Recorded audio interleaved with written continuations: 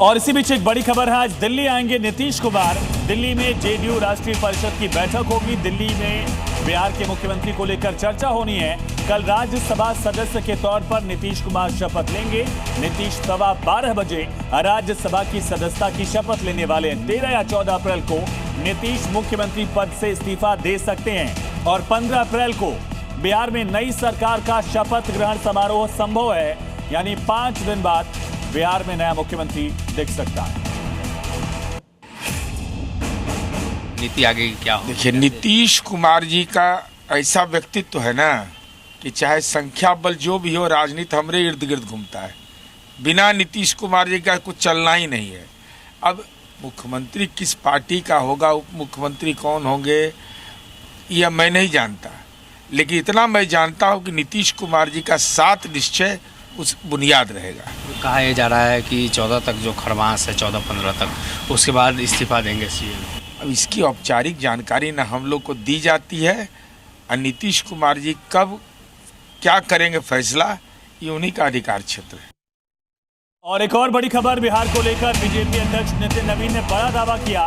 बिहार में नए मुख्यमंत्री को लेकर एनडीए में कोई मतभेद नहीं है। नितिन नवीन ने कहा कि सब कुछ तय समय के अनुसार हो रहा है, सब कुछ नीतीश कुमार के नेतृत्व में हो रहा है। नितिन नवीन बीजेपी के राष्ट्रीय अध्यक्ष की तरफ से बिहार के मुख्यमंत्री को लेकर ये बड़ा दावा, कहा नए सीएम को लेकर कोई मतभेद नहीं है। कहीं कोई मतभेद नहीं है। 10 तारीख को उनका राज्यसभा का ओथ है, उसके बाद की प्रक्रिया उसके साथ। कहीं देखिए, भारतीय जनता पार्टी और एनडीए के संबंध यही तो है। गठबंधन धर्म जो होता है वो भाजपा ने हमेशा बेखूबी सम्मानपूर्वक निभाया है, और यही कारण है कि आज भी दलों को हम पर विश्वास होता है।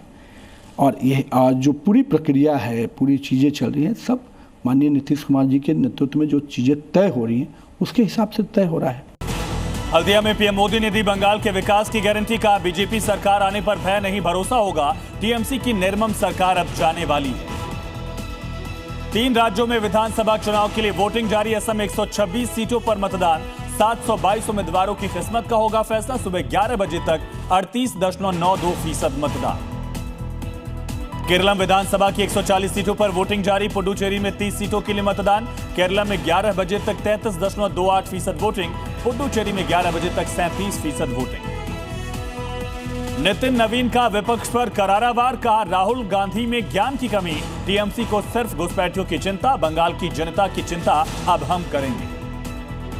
महिला आरक्षण पर पीएम मोदी का संदेश, का नारी शक्ति के दम पर बनेगा विकसित भारत, महिला आरक्षण आज की सबसे बड़ी जरूरत।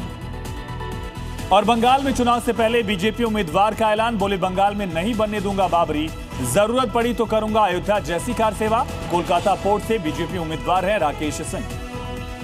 इंदौर नगर निगम में वंदे मातरम गाने पर बवाल, कांग्रेस पार्षद फौजिया खान का वंदे मातरम गाने से इनकार। हंगामे के बाद सभापति ने कांग्रेस पार्षद को सदन से निकाला। नोएडा में मौत का एक और गड्ढा, सेक्टर 94 में बने गड्ढे में गिरकर एमआईटी के छात्र की मौत।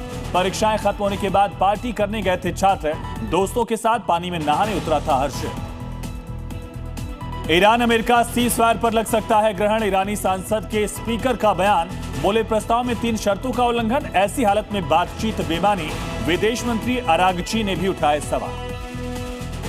सीज फायर के ऐलान के बाद भी लेबनान पर इजराइल के हमले, अब तक 254 लोगों की मौत। हिजबुल्लाह के ठिकानों पर स्ट्राइक, 1 मिनट में गिराए 160 बम।